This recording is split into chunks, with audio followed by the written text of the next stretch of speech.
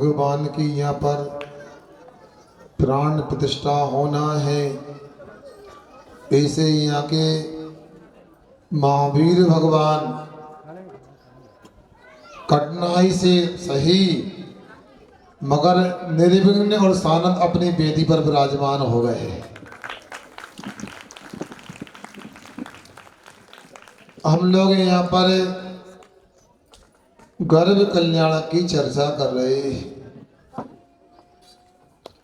आप लोगों को याद होना चाहिए जन्म कई प्रकार के होते हैं। सम्मूर्छन गर्भोत्पादा जन्म है, जो हवा पानी मिट्टी आदि के योग्य वातावरण मिलने पर वे शरीर प्राप्त कर लेते हैं। ऐसे जीवों का जन्म गर्भज जन्म होता है। गर्भज नहीं तो समझो कि सो रहा है। सम्मूर्छन जन्म होता है। देव और नारकियों का जन्म उत्पाद जन्म होता है। अब कौन बचा? और जो सम्मूर्छन और उत्पाद जन्म से रहित जन्म होता है, जो कि मनुष्य त्रंचों में संभव है, वह गर्भज जन्म होता है। अब एक गर्भ की चर्चा यहाँ हो रही है तो अपने को याद रखना चाहिए गर्भ तो पशु गति में भी धारण किया जाता है और गर्भ मनुष्य गति में भी धारण किया जाता है। पशु भी अपने बच्चों को जन्म देते हैं और मनुष्य भी अपने बच्चों को जन्म देते हैं। ये कोई नई घटना नहीं, अनादि काल से ऐसा चलता आया है। मगर आज जो जीव गर्भ में आया है, प्रातः काल आपको हमने बताया था, वह सामान्य नहीं, 3 लोक में वह तेल का मचाने वाला जीव आया है। जब 9 महीने के उपरांत जन्म होगा, नरकों में भी कुछ समय के लिए शांति स्थापित हो जाएगी। आखिर ये कैसा प्रभाव कि नरक में भी शांति हो जाती है? हाँ, जिसने भावना भाई कई पर्यायों में सर्वे भवन्तु सुखिना सर्वे सन्तु निरामया सर्वे भद्राणि पश्यन्तु मां कश्चित् दुःखभाग् भवेत्। थोड़ा अंदर बोलो, मौन से काम करें। कि संसार में सभी जीव सुखी हो जावे, सभी आरोग्य को स्वास्थ्य को प्राप्त हो जावे, सबका कल्याण हो, कोई भी कभी किसी प्रकार दुख का पात्र ना बने, ऐसे जीवों का कल्याणक होता है तीर्थंकर बंदे।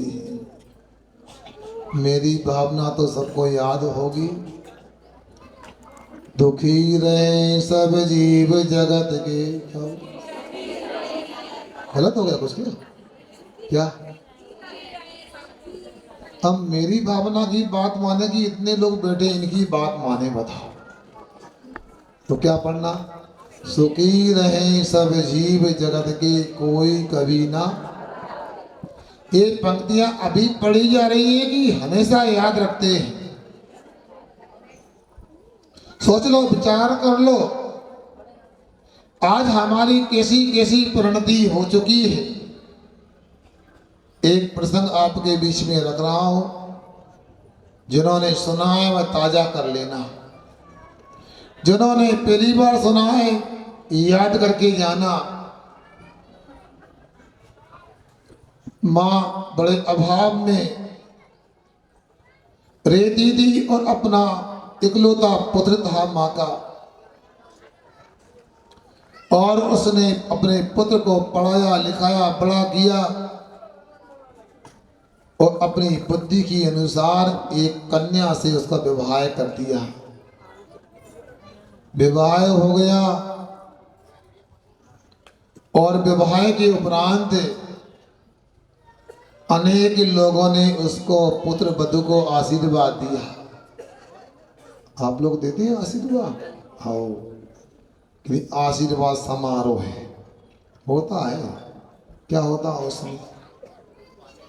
आप जानो क्या गिद्ध भोज चलता रहता है, ना दिन का भेद ना रात का भेद। कौन कैसे बनाने वाले क्या बनाते क्या खिलाते आप समझो। कहते आशीर्वाद समारोह। अरे तुम समझते नहीं, खाने वालों लिफाफा इकट्ठा करने का समारोह होता। अब जो भी हो, एक बात मुझे कोई ने सुनाई थी, मैं मंगावली में था उस समय। महाराज हमारे भैया का विवाह था, केटर लोग आते भोजन बनाने और भाई अपने पुड़ी बेलने वाली बाई को लाते। तो हमने देखा महाराज वो पूड़ी बेलने वाली एक बाई, ध्यान से सुनना आप लोग, क्योंकि आप जो स्वादिष्ट भोजन करते हैं ना, स्वाद जो आता कैसे आता। वो पूड़ी बेलने वाली बाई शौचालय से निकली और निकलकर सीधा आटा निकाला, पानी डाला और उसन्ना बोलते ना, उसन्ने लगी। तो हमने कहा भाई तुमने क्या किया है? शौचालय से निकल के ही हाथ नहीं धोए तुमने? तो पूड़ी बेलने वाली बोलती थी जी हमको लगा दो बार हाथ क्यों धोए, अब बाद में पूड़ी बेल के धोले हाथ में काटे। विवेक नहीं होता है। एक आप लोगों के लिए माता पिता के संस्कार मिले तो ऐसा विवेक रखते हो, किसी शुद्धि होना चाहिए, किसी सोला होना चाहिए, सब जगह नहीं होता है। मगर मैं तो आशीर्वाद की बात कर रहा हूं और नूतन पुत्र वधु को आशीर्वाद दिया, दूधो ना हो कूतो फलो। अब सब लोगों ने इसके लिए भावना प्रेषित की और सासू माँ ने बोल रखा था बेटा घर में कोई बंधन नहीं है, मगर पहला काम पूजा, बाद में काम। बोलते क्यों नहीं? बोली लगाई जा रही क्या? मौन लेके आए क्या? पहला काम पूजा, बाद में काम दूजा। हम लोग क्या करते हैं बता, विचार करो। कहीं ऐसा तो नहीं इटारसी में भी कुछ लोग ऐसा कर रहे हो, पूजा को भूलकर सीधा भोजनालय पहुंच जाते। ऐसा नहीं करना। देखो ये बार बार मौका नहीं मिलता। मैंने कल ही बोल दिया कि देखो ये पंच कल्याण की कौन सी क्रिया से कब आपके लिए देव शास्त्र गुरु में तत्वार्थ में श्रद्धान हो जाए, अनादिकाल के मिथ्यात्व का सत्यानाश हो जाए, सम्यक दृष्टि बन जाए, तीर्थंकर बनने की भूमिका तैयार हो जाए। शायद कुछ लोग इस कार्यक्रम को औपचारिक मानते होंगे। औपचारिक नहीं, हमारे यहाँ पर जितना भाव निक्षेप का भेद है उतना ही स्थापना निक्षेप का भेद है। साक्षात केवली भगवान की पूजन करने में जो आपको कर्मों का नाश होता है और पुण्य कर्म का आसरा बनता है, वही ये स्थापना निक्षेप से प्रतिष्ठित होने वाले भगवान की अभिषेक पूजन करने से लाभ मिलता है। आचार्य दर्शन स्वामी के उपदेश से परम पूज्य आचार्य पुष्पदंत भूतबली महाराज ने सठखंडागम ग्रंथ की रचना की। उस ग्रंथ में एक सूत्र आता है, जिन बिंब दट्टोर निधत्ती निकटस्य मोहे कला कलप कम में खै धन सड़ा दो। क्या कहा? भगवान के बिंब के दर्शन करने से, भगवान की प्रतिमा की पूजन करने से मिथ्यात्व जैसे भयंकर कर्मों का नाश हो जाता है। कुछ लोगों की ये भी धारणा है कि धर्म में जिन बिम्ब की क्या आवश्यकता, ऐसा मत सोचना। और मन में ऐसा खोटा विचार आ भी जाए तो अपने पूर्व आचार्यों को याद करके जो जिनवाणी माँ के पढ़ने से प्राप्त हुआ, जो लिखा हुआ है, उसको स्वीकार कर लेना। जो बिना किसी तर्क के जिनवाणी की बातों को स्वीकार कर लेता है, भाई सम्यक दृष्टि होता है। और सब जगह जिन प्रतिमा की चर्चा आती है, कुंद गोस्वामी ने चैत्य भक्ति का भाई लेखन किया, उसकी रचना की है, वहां पर भी कृत्रिम और अकृत्रिम जिन बिंब की चर्चा आती है। आचार्य तीव्र स्वामी जी ने त्रिलोक प्रणति ग्रंथ में भी जिन बिंब की चर्चा की है। इसलिए जिन बिंब के दर्शन करने से ही दिन प्रारंभ होना चाहिए। उसे पुत्र वधु को कहा, सबसे पहले उठ करके मंदिर से आओ, वीतराग भगवान के दर्शन करो। अभी आप लोग देख रहे थे, हमारे पुछन के पहले मंगलाचरण हुआ, क्यों किया? सीधा कर सकते थे, उन्होंने भी किया और हमने भी किया। देखो, ये हमारे जैन दर्शन में भी और भारतीय परंपरा में भी यह है कि कोई भी काम करते हैं मंगलाचरण किया जाता है। कोई गीत, कोई भजन, कोई श्लोक गाथा आदि पढ़ के कार्य प्रारंभ किया जाता है। प्रतिदिन हम लोग संसार के काम करते हैं तो सबसे पहले भगवान की वीतराग मुद्रा के दर्शन करो। अब सोचो, विचार करो, ये दर्शन करने से क्या मिलने वाला? देखो, आप लोग व्यवहार में कहते हो जैसा चेहरा देखो वैसा दिन गुजरता है, निकलता है। और कभी काम बिगड़ जाए तो आज पता नहीं कौन का मुंह देखा था आपने, कौन का देखा था बता है? काने व्यक्ति का, भेड़े व्यक्ति का देखा था।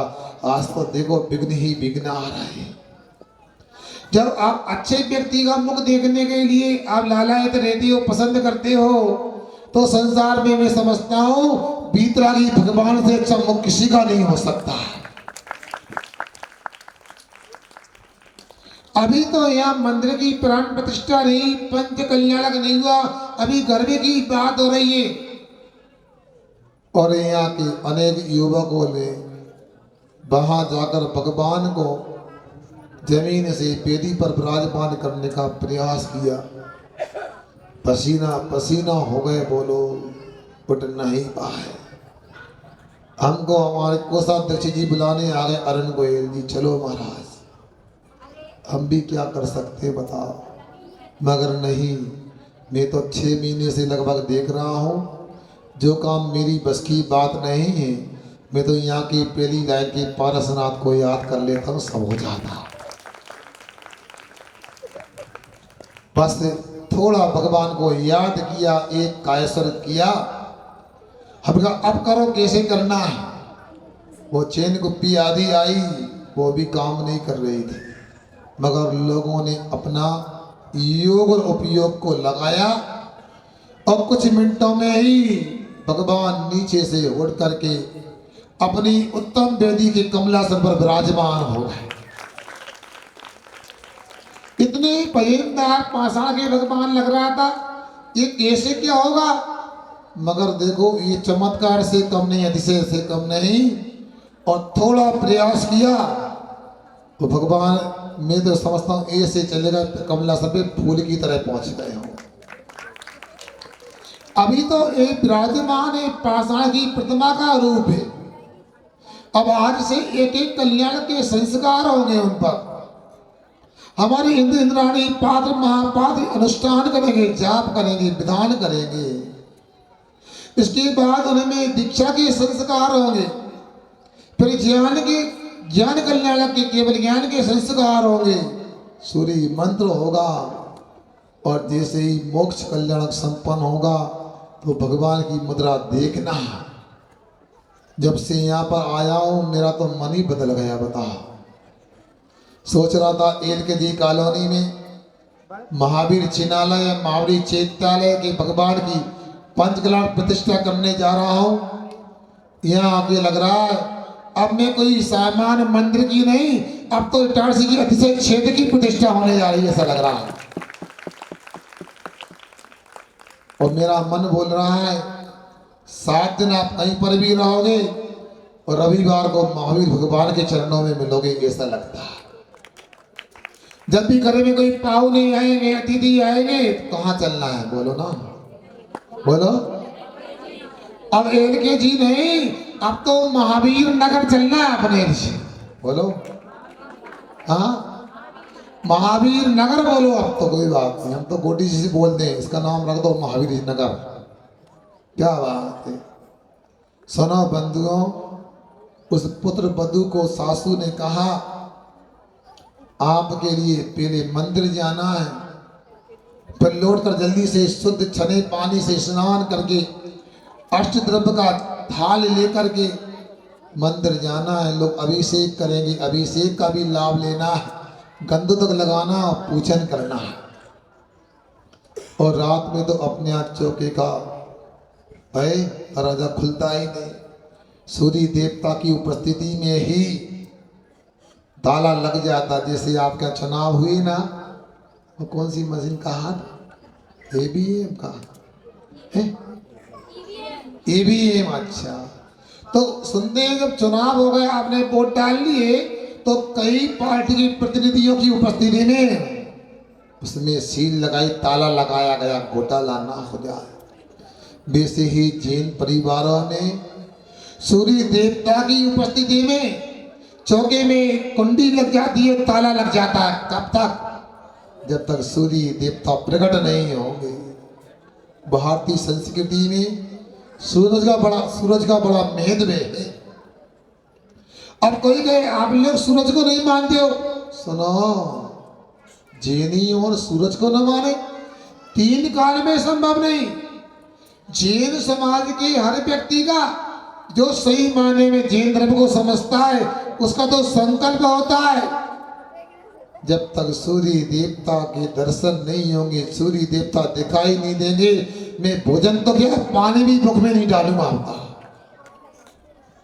कब तक? जब तक सूर्य अस्त नहीं होगा तब तक। मगर सासू माँ के कारण बिना मन के वो दर्शन करने जाती, पूजन करने जाती, साधु को आहार दान करती, अनेक कार्यक्रम करती।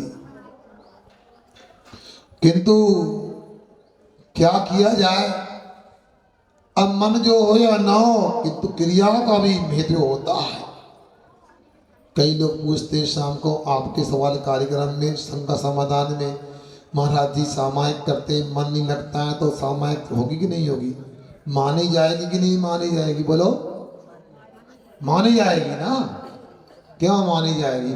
अरे मनोयोग से यदि मान लो गड़बड़ हो भी गया, अरे काय योग से वचन योग से तो सामायिक संपन्न हुई। उस पुत्र वधू का मन भले ही धर्म में नहीं था, बचपन में मायके के माता पिता ने संस्कार नहीं दिए थे, उनको धर्म के संस्कार में पाठशाला में उन्हें भविष्य नहीं दिखता था। मगर सासू माँ ने कहा जैसा कह रहे वैसा करना पड़ेगा। रोज अभिषेक देखती, पूजन करती, आहार दान देती, शुद्ध भोजन करती, रात में पानी भी नहीं, भोजन भी नहीं। और 9 महीने के बाद एक सुंदर पुण्यशाली बालक का जन्म हो गया। और इसके बाद में क्या कर सकते, संसार में कुछ भी स्थिर रहने वाला नहीं। संसार में जिसका जन्म होता है उसका मरण भी होता है। नीति का श्लोक पढ़ा था, चलम चित्तम चलम वित्तम चलम जीवित मानवा यमस् करना नास्ति धर्मस्य दुर्तम गति। ये जो बुद्धि प्राप्त हुई है ना, समझ नहीं आ रहा है कि नहीं आ रहा, बताओ है? आ रहा है ना? किससे समझ में? बुद्धि से समझ में आ रहा है। मगर व्यक्ति कब बुद्धिमान और कब पागल हो जाए ये पता है क्या? जन्म से ही पागल होते हैं क्या लोग? जन्म के बाद पागल होते नहीं होते? इसलिए नीति कर चलम चित्ता में बुद्धि कब खराब हो जाए, चलम वित्तम, ये धन भी कब समाप्त हो जाए कब चला जाए कोई पता नहीं। जो दान कर देता है वही साथ जाता है। धन की 3 दशाएं होती हैं, दान, भोग और जोर से बोलो ना, जानते हैं आप लोग? पर हमको सुन रहे हैं आप, अच्छी बात है। हमको लगा इतनी बुद्धिमान है तो सुनाने की आवश्यकता नहीं है। धन की 3 गति होती, पहली क्या? दान, और दूसरी भोग, और तीसरी अब मैं पूछ रहा हूं आप लोग दान तो कर रहे हैं लगता है, मगर याद रखना तीर्थंकर की 16 करण भावना को सुबह कहा था, शक्ति त्याग तपसी, दुई वचन है, शक्ति से तप करना है और शक्ति से त्याग करना है। अब सब जगह लगाना, पूजन में भी पढ़ते हैं कीजिए शक्ति प्रमाण, शक्ति बिना श्रद्धा जाने ध्यानत श्रद्धावान, अजर अमर पद भोग वे। अपनी शक्ति से अधिक भी नहीं और शक्ति से कम भी नहीं। आप लोग सोच लेना, जो मंदिर की पंचकला प्रतिष्ठा हो रही है, ये जिनालय बन रहा है, कितने दिनों के लिए? 5-7 दिन के लिए, 5-7 साल के लिए? अरे ये तो जन्म जन्मा के लिए बन रहा है, हजारों वर्ष के लिए प्राण प्रतिष्ठा हो रही है, पंच कल्याणक हो रहा है। और अपना जीवन कितना है? 50 साल का, 60 साल का, 30 साल का। मगर कुछ ऐसा कर लेना भैया पंच कल्याणक में, ये हमारे भगवान की और मंदिर की आन बान शान बनी रहे। बुंदेलखंड में अच्छी परंपरा है, कई जगह छोटे छोटे गांव में 250-250 एकड़ जमीन मंदिर को दान किए पूर्वजों ने। मंदिर तो बनाया, ये अचल संपत्ति श्री कर दी गई, अगली पीढ़ी नकारा हो जाए तो मंदिर की व्यवस्था में कोई अवरोध उत्पन्न ना हो। आप लोगों ने भी दान किया है, मगर एक बात सुनाओ, हमारे प्रतिष्ठाचारी व्यवस्थापक लोग बार बार बोली की चर्चा करते हैं। अब कोई ने 1 लाख रुपया दी बोला है, वो 10 बार बोलेंगे तो कितना जोड़ लग गया? सुनने वालों में कितना हो गया? 10 लाख हो गया। ऐसा नहीं होता, एक बोली को बार बार बोलते उत्साहित करने के लिए। और दूसरा मैं सब लोगों से कहना चाहता हूं, दान तो दिया जाता है, अब आप गुणा लगा लो कि 50 लाख का दान आ गया, कोई 10 साल में जमा करता है, कोई 5 साल में जमा करता है। मंदिरों की व्यवस्था ही हो पाती है, कई चर्चाएं होती रहती है। जो धातु की प्रतिमाएं आई हैं उनको आपको लगता है ये तो सोने की चांदी प्रतिमाएं, नहीं, जाके देख लो आप लोग, ये तो तांबे आदि कहां से आदि के मिश्रण से प्रतिमाएं बनाई जाती है। हो आप लोगों की इन बातों को सुनकर लोग अनेक प्रकार गलत भाव कर लेते हैं। अभी सुना है भोपाल में 2-3 मंदिरों में जो नहीं होना था ऐसी घटनाएं घट गए। इसलिए आप लोगों से कहता हूँ धीरे से दान किया करो, उसको अलग प्रकार से लोग समझ लेते हैं। तो मैं तो चर्चा ये कर रहा हूँ, आप लोगों को अपनी शक्ति को छुपा के भी नहीं और शक्ति से अधिक भी नहीं, हमेशा परमार्थ में दान करते रहना चाहिए। तो एक व्यक्ति आ गए मेरे पास में, महाराज मुझे इतना दान करना है। हमने कहा भैया अच्छी बात है, मगर समय से अगर जी में दान करने का भाव बना रहे हो, बातों कहते 6 घंटे में ऊपर की वंदना होती है और 26 घंटे में मधुबन की वंदना नहीं हो पाती। अब कितने मंदिर और बनाना वहां पर।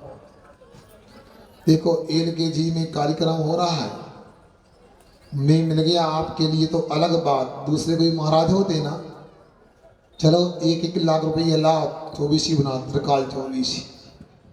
अरे मैं 24 नहीं बनाता, मैं तो जहां भी चातुर्मास करता हूं, मैं तो सुनो 30-24 बनाने का प्रयास करता हूं। यानी किसकी? भगवान की नहीं, पूजा करने वाले भक्तों की 30-24 बनाना चाहेगा।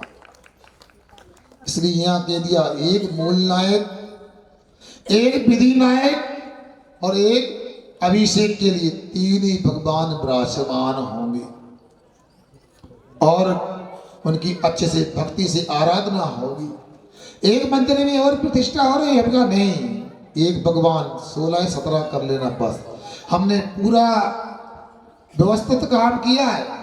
कमेटी के मंदिरों के लोग यहाँ बैठे होंगे, मैं कहना चाहता हूँ अपने अपने मंदिर में प्रस्ताव पास कर लेना, जहाँ प्रतिमाएं पर्याप्त है, अब प्रतिमाएं नहीं बढ़ाना है, अब पूजा करने वाले बढ़ाना है।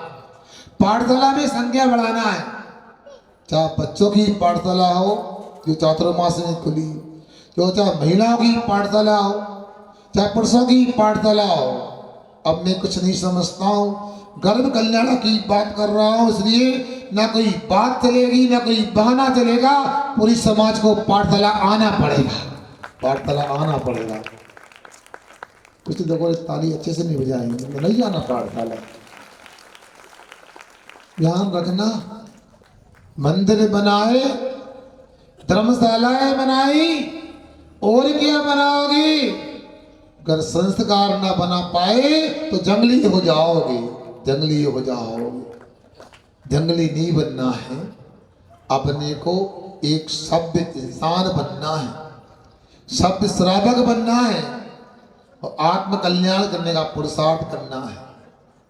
और वह बालक है जिसका जन्म हुआ और उसकी जो दादी थी वो ही हुआ क्या? चलम चित्तम चलम वित्तम चलम जीवति यौवना, जीवन यौवन भी चलायमान होता है। यमस्य करुणा नास्ति धर्मस्य दुर्तम गति। यह मैंने आयु कर्म है, आयु कर्म पर, आयु कर्म किसी पर दया नहीं करता है, आयु कर्म की किसी पर कृपा करुणा नहीं होती। सुन रहे सब लोग? एक समय भी आयु बढ़ाना चाहे और चक्रवर्ती अपनी पूरी संपत्ति भी दे दे, संभव नहीं। यमस्य करुणा नास्ति धर्मस्य दुर्तम गति। यमराज को किसी पर दया नहीं होती, अर्थात आयु कर्म किसी पर दया नहीं करता।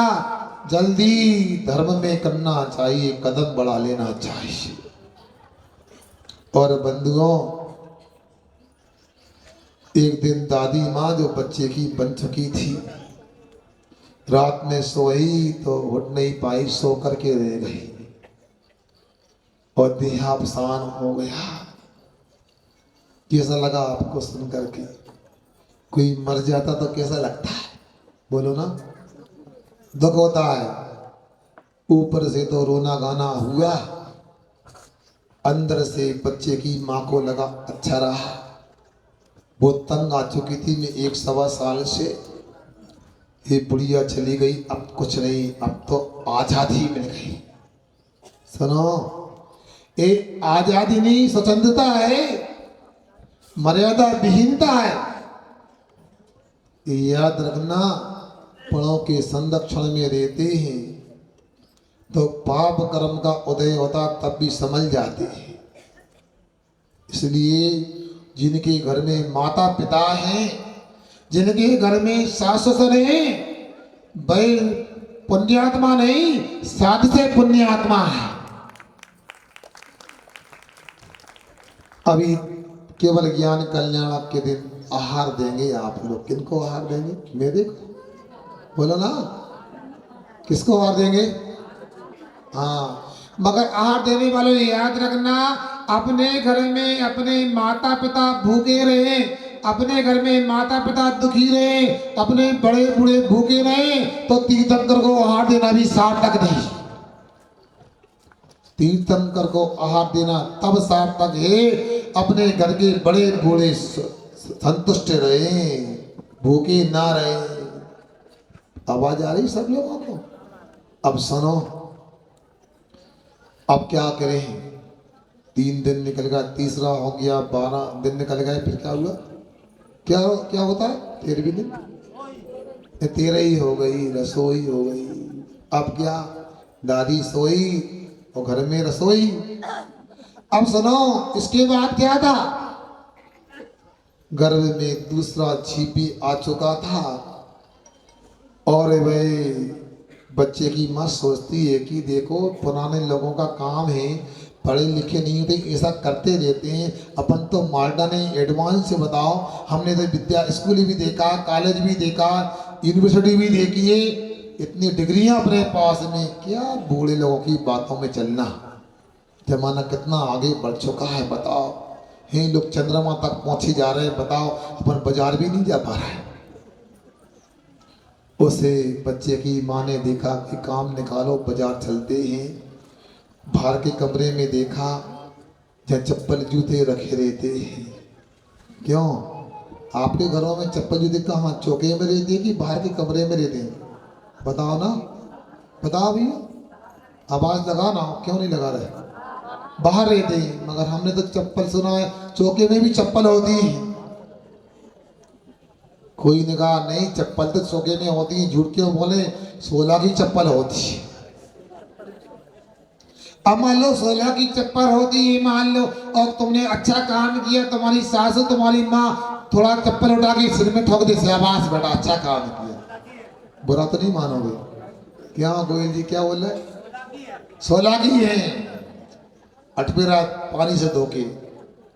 चप्पल जूते तो चप्पल जूते होते हैं, इनको तो बाहर रखा जाता है। इसलिए सामने जो कार्यक्रम रखा गया, स्टॉल लगाया है, उसका उपयोग किया करें आप लोग। और 1-2 वॉलेंटियर लोगों से बोल दें कि अंदर कोई भी आए चप्पल जूता पहन के, तो उसकी चप्पल सिर पर रख दे, बधाई करना है उसकी। पंडाल में नहीं आना चाहिए। और समझ भैया, काले कपड़े के पहनते हैं लोग, ध्यान रखना इन लोगों के लिए। अब क्या हुआ, बाहर जाके देखा उसने, बच्चे की माँ ने एक चप्पल टूट गई थी, चलो इसको थैले में रखो, सुधरवा के लाते हैं। बहाना भी तो चाहिए, बाजार क्यों जा रहे हैं आप? और मोची की यहाँ वो गई और चप्पल सुधरवाने गई। वो क्या कर रहा था, अपनी कटौती में से चमड़ा निकाल निकाल के कूट रहा था, उसको मुलायम बना रहा था। उसने देखा और चप्पल ठीक करा के घर लौट आई और दूसरे बच्चे का जन्म हो गया। ध्यान से सुनना आप लोग, और लोगों को सुना देना। बच्चे का जन्म हो गया, इसके बाद अब तो प्रतिदिन ही बाजार जाना होने लगा। जबकि नीतिकारों ने लिखा है महिलाएं सुई के लिए होती हैं, पुरुष तलवार के लिए होती हैं। महिलाएं घर की व्यवस्था संभालती हैं, पुरुष बाजार की व्यवस्था संभालते हैं। ये मर्यादा होती है। आजकल सबको जॉब करना है। क्या करना है? क्या जॉब करना है? बताओ, जन्म हुआ था जैन कुल में सेठानी बनने को, वो बनने जा रही नौकरानी। बताओ, जॉब को हिंदी में क्या बोलते हैं बताओ? क्यों? क्या? धीरे से बोलो, कुछ सुनने का तुम्हें बुराई हो जा है। ये कह रही है नौकरी होती है। बताओ, अब सोचो अपनी बिटिया को क्या बनाना चाहते, सेठानी की नौकरानी? बोलो क्या करना है? नहीं, रानी की महत रानी। चुनाव आपको करना, मैं कुछ नहीं बोल रहा। कई बच्चियां हैं, बेटे हैं, नहीं दिखे चातुर्मास में, बाजार में देखा मैंने, क्या जीन्स टी शर्ट में खड़ी थी बच्चियां। बताओ, अपने को मॉडर्न मानते हैं, मगर उनको बाद में पता लगेगा। क्योंकि ऊंट कितना भी ऊंचा हो जाए, एक दिन पहाड़ के नीचे, बोलो ना, आता है पहाड़ के नीचे। इसलिए याद रखना, ये सूरज जब भी उगता है, कहां से उगता है? पूरब से उगता है, और डूबता कहां है? पश्चिम में। अब आप जितनी भी नकल करना कर लो पश्चिमी संस्कृति की, याद रखना जो पश्चिम में होता है हमेशा डूबता है, और पूरब में होता है वो डूबता है। भारतीय संस्कृति में उगते सूरज को महत्व देते हैं, डूबते को नहीं दिया जाता। आज के बच्चों को समझ में आना चाहिए क्या पहनना क्या करना है। और तीसरा बच्चा फिर गर्भ में आ गया,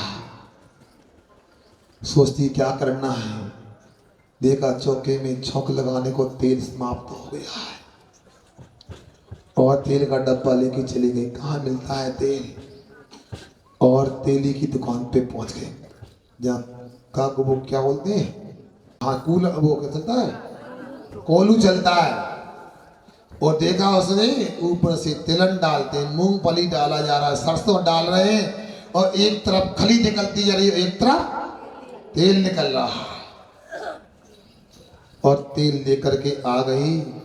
तीसरे पुत्र का जन्म हो गया, बच्चे बढ़ते गए, कोई स्कूल पहुंचता गया, कोई बड़े स्कूल में पहुंचता गया और फिर चौथा छिपी आ गया। तो माँ का तो रोज का काम हो गया बाजार जाने का। अब एक दिन सब्जी लेने चले गई, वो सब्जी लेने गई, लौट के आई तो अचानक वर्षा होने लगी, पानी गिरने लगा। जैसे अपने यहाँ क्या पंच कल्याणक होना था, तो अभी तो एक सप्ताह लग जाएगा, टेंट तैयारी हो जाएगी, जल्दी क्या है। तो हमारे बारे में तो कई लोग सोचते महाराज जल्दी करते हैं हर काम में। फिर क्या हुआ, रविवार हुआ 26 तारीख का, और तुम लोगों का सकलीकरण तो बाद में हुआ। वो सचमुच में मेघ कुमार देवता आ गए और उन्होंने ऐसा पानी बरसाया, ऐसा पानी बरसाया, हमको लगा पंचकला की बेदी बन गई है, कहीं तालाब ना बन जाए। और फिर तो क्या था, आप भी क्या करें, घबरा जाते, अनुभव की बात होती है। महाराज ऐसा करो, एक पंच कल्याण को कुछ दिन के लिए बढ़ा दिया जाए, बाद में कर लेंगे। हमारे पास समिति के अध्यक्ष जी आए, हमने कहा भैया सबकी बात सुनना मानना नहीं, कोई भी समस्या तो मेरे पास आना। हम पंच कल्याण तो 4 दिसंबर से ही होना है, 5 से नहीं होना है। और 3 दिन हमको भी सुबह सुबह यहाँ पर आना होगा। एक दिन दिखा हल्का सा पानी दिखा, फिर कीचड़ दिखी, फिर सूख गया, फिर धूप आ गई और आज ही आपका अयोध्या नगरी का दृश्य आप लोग देख रहे हैं। और आज तो सर्वार्थ सिद्धि से च्युत होकर के एक अमित्र यहाँ आ चुके हैं, आदि कुमार के रूप में जन्म लेने वाले हैं, गर्भ में आ गए।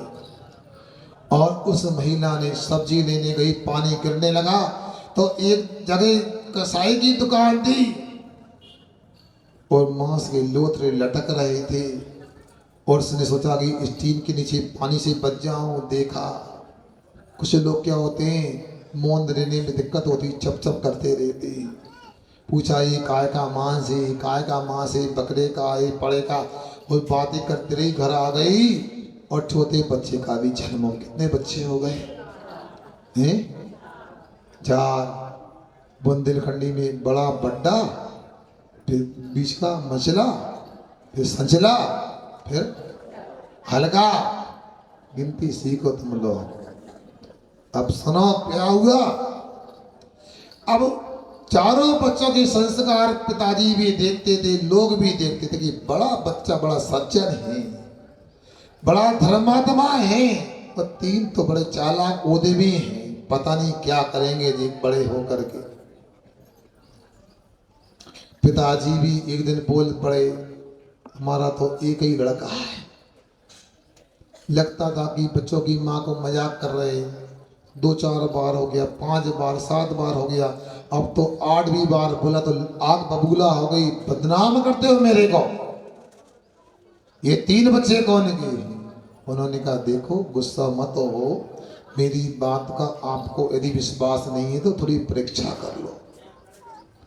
उसने कहा बच्चे आएंगे तो छिप जा, थोड़ा रोने लगना, मैं छिप जाऊंगा। वो बच्चे अपने आप बयान कर देंगे मेरे कितने बच्चे हैं। और जैसे ही बच्चे विद्यालय से लौट रहे थे और जैसे ही छोटा बच्चा आया, क्योंकि छोटी कक्षा की जल्दी छुट्टी हो जाती है, सही ना, बड़ी कक्षा वालों को देर से आने मिलता है। छोटा बच्चा आया, माँ भूख लगी है। माँ रोने लगी बच्चे की आवाज़ सुन के, और थोड़े से उनके मायाचारी की आंसू हो सकता है विक्स वगैरह लगा लिया कुछ, रोने लगी, चिल्लाने लगी, हल्की सी स्याही पीठ में लगा ली। आज तुम्हारे पिताजी ने देखो कैसी पिटाई की है, बताओ तो रीढ़ की हड्डी टूट गई मेरी। छोटा बच्चा बोलता माँ पिताजी ने मारा, कहाँ है पिताजी ने, बताता हूँ, मैं पिताजी की वो दशा करूंगा जो कसाई पकड़े की दशा करता है। सुन रहे हैं आप लोग, संस्कार क्या होते हैं, गर्भ में क्या प्रभाव पड़ता है।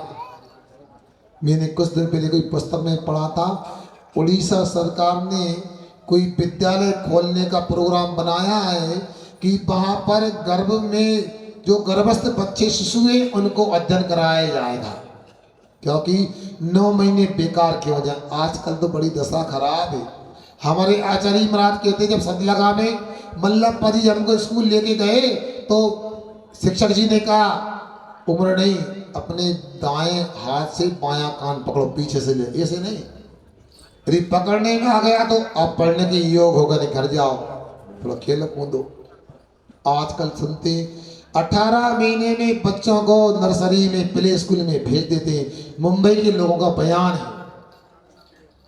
तो ये भी हो गया कि गर्भ में, मगर ये भी तो अति हो जाती है। अरे गर्भ में तो संस्कार की बात होना चाहिए, पुस्तकी बातों की बात नहीं होना चाहिए। और बंधुओं फिर क्या हुआ, मजला बच्चा आ गया। मजला आया तो फिर क्या था, उसने भी पिताजी से कुछ बात बोल दी। क्या बोल दी, नहीं पिताजी से नहीं, पिताजी की बाबत बोल दी। माँ रुदन नहीं करो, मैं पिताजी को माफ नहीं करूंगा, पिताजी ने मेरी मां पर हाथ उठाया है। जो मोची चर्मकार चमड़े की दशा करता है, कटौती से निकाल करके वो दशा मैं अपने पिताजी की करूंगा। आने दो पिताजी को, मां चुप हो जा। इसके बाद में संजला बच्चा, मंजला संजला हल्का, 3 नंबर का बच्चा आया। मां फिर रुदन करने लगी। तो फिर क्या था, वो कहता है मां आप दुखी मत हो, मैं पिताजी मिल तो जाए, मैंने कसम खाई है मैं पिताजी की वही दशा करूंगा जो तेरी तलन की दशा कर देता, हड्डी हड्डी अलग और खून खून अलग कर दूंगा। अंत में बड़ा बच्चा आया, उसने भी माँ की रोने की आवाज़ सुनी, सोचता क्या बात है, मेरी माँ तो हरदम प्रसन्न रहती है, क्यों दुखी हो गई, क्या बात है। तो उसने माँ से पूछा, उसने कहा देखो माँ, मेरे हिसाब से पता नहीं कोई गलत हो गया होगा, कोई व्यापार दुकान में कोई किसी प्रसंग आ गया होगा, तो पिताजी को गुस्सा आया, वो आपके ऊपर उतर आया। पिताजी तो समझदार है, कभी हमको नहीं मारते, आपको कैसे मार सकते हैं। माँ देखो आप तो धर्म करती हो, आप क्षमा कर दो। किसी ने कहा क्षमा करें और क्षमा मांग लें, जीत इसी में हार नहीं, क्षमा वीर का आभूषण है, कायर का श्रृंगार नहीं, कायर का श्रृंगार। हम तो यहाँ इटारसी में कई बार पूछ सके बीच चतुर्मास में आप कौन के भगत हो बताओ, पारसनाथ के कि कमट के, बोलो भैया आज तो बता हैं। पारसनाथ के भगत हो, पर पारसनाथ के भक्त बनना चाहते हो और पारसनाथ बनना चाहते हो तो थोड़ा भी कुछ गड़बड़ हो जाए, क्षमा करने में पीछे मत देना, क्षमा करो। बोलो ना, SMS तो लिखते मोबाइल में, क्षमा करो भूल जाओ, नहीं सुना आपने, क्षमा वीरस्य भूषणम, क्षमा करना आना चाहिए। बच्चा कहता माँ पिताजी को क्षमा कर दो, मैं पूछ लूंगा क्या बात हो गई है, पिताजी ऐसा नहीं कर सकते, मुझे पूरा विश्वास है। और दूसरी बात देखो मेरे भाई भी भूखे हैं, विद्यालय से आए, आप भी भूखी होंगी, आप तो ये बताओ आटा कहाँ रखा, मैं पानी छानता हूँ और मैं भोजन बनाता हूँ, आज मैं सबको भोजन कराऊंगा। आप चुप हो जाओ।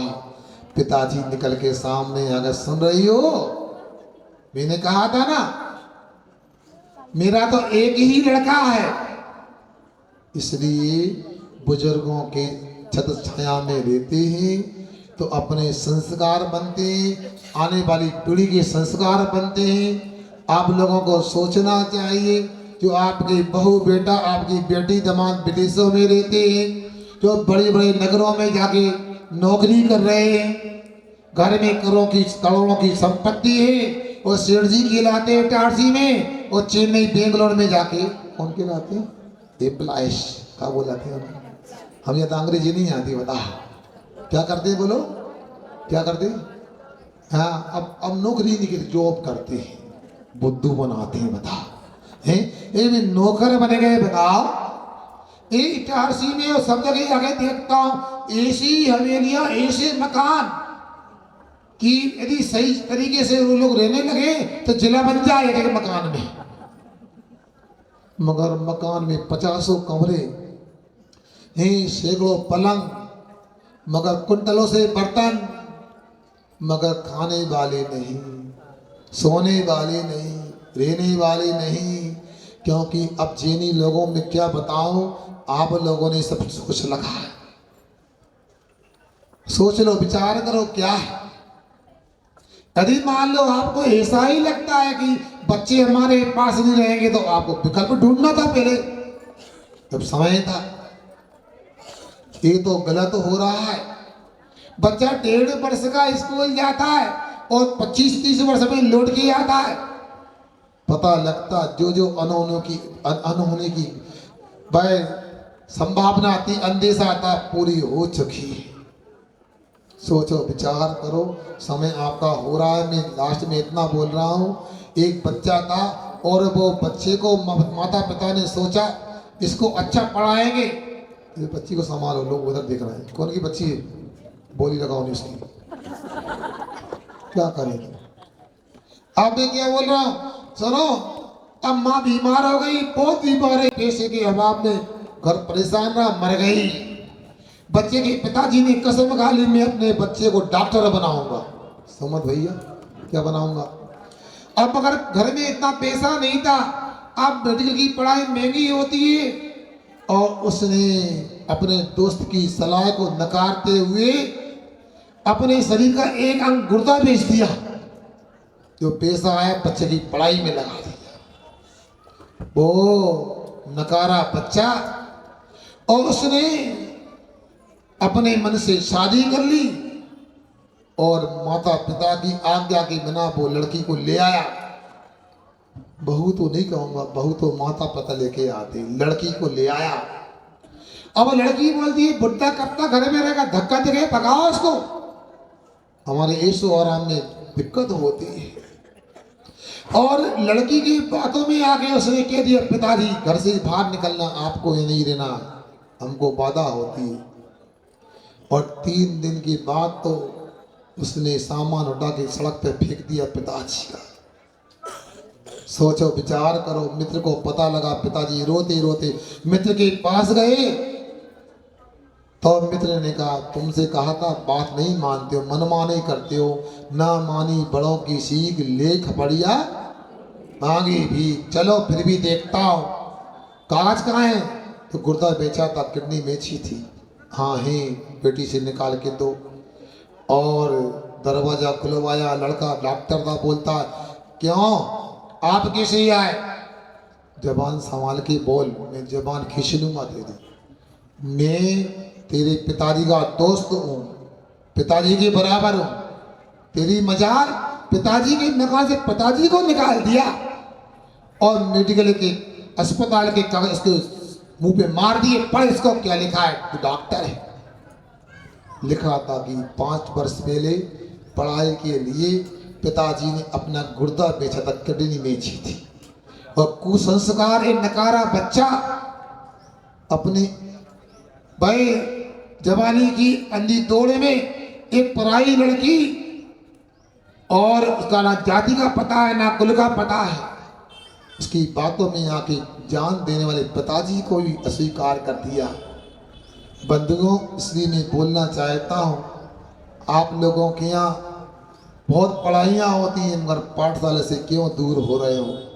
यदि मेरी बात थोड़ी भी समझ में आ रही हो तो आपसे मैं इतना ही कहना चाहता हूँ, आज गर्भ कल्याण का दिन है, आप स्वयं पाठशाला जाओ। मैं मानता हूँ आपको धर्म की बातें आती हैं, मगर आप पाठशाला जाओगे तो आपकी नकल बच्चे भी करेंगे। गैया को देखा मैंने, भैया का छोटा बच्चा था, उछलता था, भागता था, अंत में गाय के पास आता था। जिस समय गाय जा रही थी बछड़ा जाता था। उसी प्रकार से यदि माँ पाठशाला पढ़ने जाएगी, महिला पाठशाला में, पिताजी चाचा जी पाठशाला पढ़ने जाएंगे पुरुष पाठशाला में, तो बच्चे भी अपने आप अपनी पाठशाला पढ़ने के उत्सुक हो जाएंगे। बच्चे पिताजी गाड़ी चलाते हैं, बच्चे हमें भी गाड़ी चाहिए। पिताजी मोबाइल करते हैं तो बच्चे हमको भी मोबाइल चाहिए। होता है कि नहीं होता? बड़ों की नकल करते हैं। तो मैं समझता हूँ यदि बच्चों को नकल ही करवाना तो अच्छे काम की नकल कराओ, उनको अभिषेक दिखाओ, 8 वर्ष को अभिषेक करवाओ उनसे, और पूजन के संस्कार दो। सप्ताह में 1 दिन पूजन कराओ। यदि परिवार में कोई महिला गर्भवती है उसको कहो आहार दान करो, 5 महीने के बाद आहार देखो, अभिषेक देखो, पूजन करो, विधान करो। पूरे 9 महीना धर्म चर्चा और पूर्व अर्चा में निकलना चाहिए। और जब आपके यहाँ कोई महिला 9 महीने धर्म चर्चा और पूर्व अर्चा करेगी तो मैं तो कहता हूँ आज भी ऋषभदेव, महावीर और विद्यासागर जी जन्म ले सकते हैं। मगर गंदी मूवी देख करके, गंदे कार्यक्रम देख करके, पतले और टाइट कपड़े पहन करके कोई आचार्य विद्यासागर को जन्म नहीं दे सकता है, कुंद को और महावीर स्वामी को जन्म नहीं दे सकता है। उसके यहाँ राम और हनुमान जी जन्म नहीं ले सकते, उनके यहाँ तो कंस और रावण ही जन्म ले सकते हैं। अब आपको चुनाव करना है, ये गर्भ कल्याण तो अपना पूरा हो रहा है। अब अपने घर में क्या चाहिए आपको? रावण चाहिए कि राम चाहिए? कंस चाहिए कि श्री कृष्ण चाहिए? आपको महावीर चाहिए कि आपके लिए भाई संगम देव चाहिए? आपको पारसनाथ चाहिए कि कमर चाहिए? चुनाव आपको करना है। सामने आपके लिए विकल्प दिए गए हैं, आप क्या करना चाहते हैं। एक गर्भ कल्याण के दिन इतना भी नियम लेके जाओ। अब कई लोग प्रायश्चित लेने आते हैं, पूर्व में गलती हो गई, ठीक है, फिर भी समझ में आ गया। आखिर ये क्या अहिंसा परमो धर्म की जय बोलने वाले आप सुनो, जैन कुल में जन्म लेकर के गर्भपात की बात क्यों होती है? कभी भूल के नहीं कराना चाहिए, कसम खा लो ना, सलाह देना चाहिए। समय हो गया, मैं फिर भी एक बात और पूरा करता हूं। अभी इस चतुर्मास से बालाघाट से एक भाई मेरे पास में आया। जब चतुर्मास में था बालाघाट में था पिछली बार, तो आया कि महाराज डॉक्टर की रिपोर्ट आई है, एबॉर्शन कराना जरूरी है, बच्चा बीमार है। हमने कहा भैया ऐसा नहीं करते, कैसे कर रहा था? उसको समझाया, पुलिस विभाग में था। मैंने कहा रोज मेरे को आहार देते हो, ऐसा नहीं करो भैया, वो समझदार हो। उसने मेरी बात मान ली और कुछ महीने के बाद मेरा तो बिहार हो गया। उसे घर में एक बच्चे का जन्म हुआ। वो कहता महाराज बिल्कुल स्वस्थ बच्चा है, कोई कमी नहीं है, सकलांग सुंदर। मशीनों की, डॉक्टरों की सलाह मान तो क्या करोगे। दोनों में एक लड़की थी, उसको गर्भपात करवाने को तैयार परिवार वाले। एक महाराज जी वहां आए, उन्होंने कहा चतुर्मास कर रहे थे दुर्ग में, भैया ऐसा मत करा, लड़की बच्चा विकलांग हो तो हमको दे देना, बीमार हमको दे देना, स्वस्थ हो सुंदर तो आप ले लेना। और महाराज ने प्रेरणा दी, उनके यहाँ उस बच्ची का एबॉर्शन नहीं कराया, वो सुंदर बच्ची को जन्म दिया। उसका नाम लाडो था। 5वीं क्लास में उसको बृहद्रथ की 27 गाथाएं याद हो चुकी थी। वो लड़की ऐसी पुण्यात्मा, बुद्धिमान, विद्यालय में और पाठशाला में कभी सेकंड नंबर नहीं आता, प्रथम स्थान आता, उसका फर्स्ट स्थान आता।